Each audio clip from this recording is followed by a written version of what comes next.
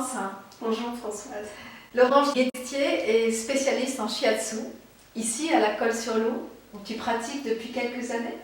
Alors, à la Colle-sur-Loup, je suis là seulement depuis 1 an et demi, donc je suis au 1193 chemin du Pigeonnier, où j'ai le plaisir de vous accueillir. Absolument, dans ton cabinet ici. Voilà. Qui vient te voir pour quel genre de problème?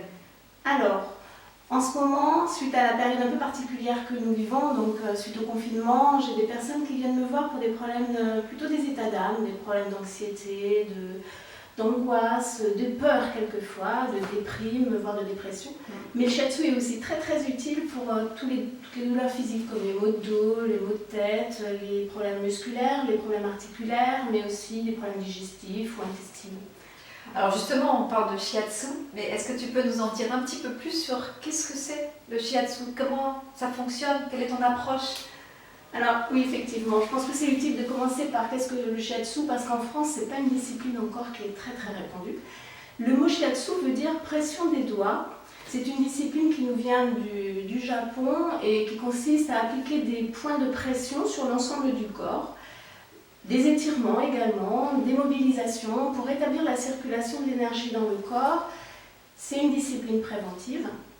Normalement, on pratique le shiatsu 4 ou 5 fois par an à chaque changement de saison pour entretenir sa santé.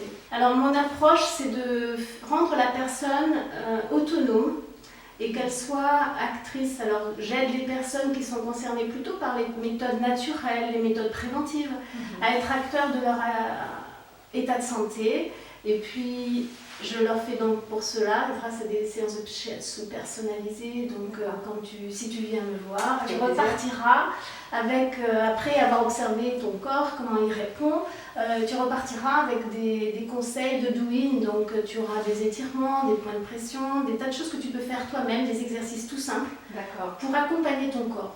D'accord. Ouais. Ce que tu appelles le doin, finalement, c'est un auto-shiatsu? Oui, c'est beaucoup plus vaste que ça. C'est une discipline qui est beaucoup plus complète. On va retrouver des exercices simples que l'on peut faire soi-même, sur soi-même. Donc l'avantage, c'est qu'on donne des outils à la personne pour qu'elle se prenne en main et donc qu'elle gère son bien-être. Donc à certains moments de ta vie, tu auras peut-être besoin plus de faire certains exercices que d'autres, tout dépend. Mais ce qui est intéressant, c'est de voir que ce sont des exercices mais hyper simples. Ça peut être des exercices de yoga, de qigong, des étirements, des petits points que je vais te montrer à faire toi-même. Ça, c'est pour la circulation de l'énergie dans le corps. Après, tu peux avoir aussi des exercices de respiration. Alors ça, c'est plus pour s'oxygéner, développer le système immunitaire. Mais tu as aussi de la visualisation, de la méditation, de la relaxation. Et là, c'est pour le mental, c'est pour le stress. Très bien. Donc c'est très complet en fait. Et comment se passe une séance à proprement parler de shiatsu? Alors la séance de shiatsu va se passer sur un futon, au sol, sur une personne habillée. Au préalable, surtout pour la première séance, il y aura un entretien où je vais essayer de comprendre tes habitudes de vie, ton histoire, parce que chaque corps a une histoire, chaque corps est différent. Donc voilà, comme j'ai un titre qui est reconnu, un titre professionnel reconnu, donc il y a un code de déontologie qui fait que tous les échanges qui se passeront entre nous sont sous confidentialité. Et donc c'est important pour moi parce que il faut une certaine confiance pour travailler ensemble. Bien sûr. Et tes ateliers de doing, ça se passe comment? Alors les ateliers de doing se passent en petit comité, donc un petit peu moins de 10 personnes. Et on le fait sur un thème donné. Il se passe ici où je peux intervenir en association, en hôpitaux, enfin je suis intervenir en hôpitaux ou alors en entreprise. On va une partie un petit peu, moi je le fais en 2 heures, donc une partie un petit peu plus en relation avec l'énergétique traditionnelle chinoise. D'accord. Et après une heure de pratique. Et vous repartez avec un petit livret, avec des exercices à pouvoir refaire soi-même. Voilà. Super. À quoi on peut s'attendre après une séance de shiatsu? Alors, ce qui est plus marquant quand on sort d'une séance de shiatsu, c'est l'harmonisation entre le corps et l'esprit. Donc on se sent comme apaisé. On a l'impression que le temps s'arrête en fait. C'est une sensation super agréable. Alors après, je peux aller dans le détail, je peux dire que ça va faire circuler le sang, ça va faire circuler la lymphe, ça va faire circuler l'influx nerveux, on va mieux respirer, etc. Mais en fait, c'est le corps qui, lui, est fabuleux. Le corps, il est prévu pour nous auto-guérir en permanence et c'est lui qui fait tout le travail. Une fois que ça circule, c'est le corps qui est majestueux. Le corps, je dis tout le temps, ça va être notre meilleur ami jusqu'au dernier souffle, il sera là, donc c'est à nous de pouvoir l'aider. Voilà. Absolument. Donc un premier exercice pour développer le système immunitaire, donc vraiment qui va bien avec la période là de virus, etc. Donc je vous propose une inhalation sèche. Donc vous prenez de l'huile essentielle de Ravinzara, bio de préférence bien sûr. Vous mettez une goutte sur le poignet. Vous frottez vos poignets comme ceci. Vous faites une inhalation sur 4 temps par exemple.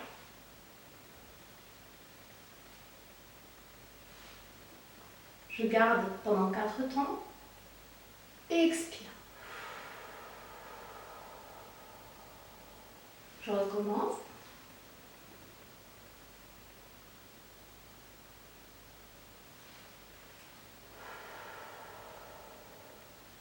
Vous le faites 3 fois. Vous allez comme ça envoyer cet antiviral naturel qui est antibiotique, qui est très très bien pour les défenses immunitaires, à toute la sphère ORL, donc supérieure dans un premier temps, et puis après toutes les bronches. Donc vous inspirez par le nez, vous expirez bien par la bouche. Vous pouvez mettre également une goutte dans le masque si vous voulez, juste une goutte. Et je mets juste un petit bémol, faites attention pour les femmes enceintes et les enfants en bas âge, respectez bien les règles, les précautions liées aux huiles essentielles. Voilà. Je vais vous montrer un exercice, un point d'acupression qui est donc, vous prenez le pli du poignet, mettez 2 doigts, il est situé sous le 3e doigt, comme ceci. Donc vous le prenez en pince avec le point qui est juste en face. C'est un grand point du méridien du maître-cœur qui est un point psychodigestif. Alors vous pouvez l'indiquer à vos enfants quand ils ont mal au ventre parce qu'ils ont un examen par exemple. C'est très très adapté à ça. Une angoisse, un stress qui fait que vous avez des problèmes digestifs associés par exemple. Ça va calmer vos palpitations, ça va venir apaiser le mental, vraiment faire beaucoup de bien. Il faut le faire, il faut masser pendant un petit moment quand même pour bien sentir l'effet. Toujours pour apaiser le mental. Donc ça va être un bracelet anti-stress. Donc je fais un bracelet avec cette main droite. Je vais venir chauffer le poignet, toujours le poignet gauche par exemple. Je peux le faire indifféremment d'un côté ou de l'autre. Donc là, je chauffe, ça veut dire que l'énergie circule. Je stimule plein de points qui sont très importants au niveau psychique. Donc là, je vais apaiser, diminuer le stress, je vais... Voilà, au niveau émotionnel, quand vous sentez que ça déborde un peu, ben voilà, vous pouvez calmer. Bracelet anti-stress, pour résumer, c'est très pratique. Un autre exercice pour apaiser le mental, toujours sur le méridien du maître-cœur. Donc, vous mettez votre pouce à l'intérieur de votre paume de main. Vous allez pousser en direction du majeur. Donc, voilà, dans l'intention. Dans l'intention, chaque fois que vous travaillez un point, n'hésitez pas à amener une intention de calme, de paix, de sérénité en même temps à l'endroit où vous allez masser. Le pouvoir de l'esprit est très très important dans la guérison entre guillemets. Et là, donc, vous allez apaiser le mental, calmer. Voilà. Alors au niveau de la régulation des émotions, je vais vous proposer l'étirement du maître-cœur. Donc c'est un méridien qui est très important justement pour cette gestion des émotions. Donc ça marche très bien puisque nous sommes en été et c'est en ce moment qu'il fait son énergie. Donc vous allez étirer les bras sur l'inspire, comme ceci, à l'horizontale. Et à l'expire, vous poussez avec les 2 majeurs, comme si vous vouliez pousser 2 murs. Et vous sentez chauffer tout le trajet du méridien du maître-cœur. Donc vous allez le faire 3 fois. J'inspire. Et sur l'expire, je pousse encore un peu plus loin. Et je sens que ça chauffe encore un peu plus. Je commence. Vous allez chercher loin, loin, loin. Et vous sentez justement tout ce méridien qui s'échauffe. Ça veut dire que l'énergie circule dans ce méridien. Et en ce moment, c'est très, très important. Donc, un autre exercice pour la gestion des émotions, puisque les émotions se bloquent au niveau des espaces intercostaux. Donc, on va rétablir la circulation de l'énergie dans le haut du corps. Donc, vous mettez vos poings comme ceci et vous frottez toute la zone entre les omoplates et le sternum. Donc, vous sentez que ça chauffe, c'est bon signe. Vous allez défendre votre système immunitaire et vous allez aussi réguler au niveau des émotions, apaiser. Voilà. Un autre geste que vous connaissez certainement si vous faites du yoga, le geste Namasté, qui vient se poser juste à l'emplacement d'un point qui est très important. On le retrouve dans les chakras, on le retrouve Non, shiatsu aussi. C'est le point de la sérénité en médecine chinoise. Ce point-là, qui est situé sur le sternum, juste entre les deux mamelons, vous sentez sur le sternum un tout petit trou, une toute petite dépression.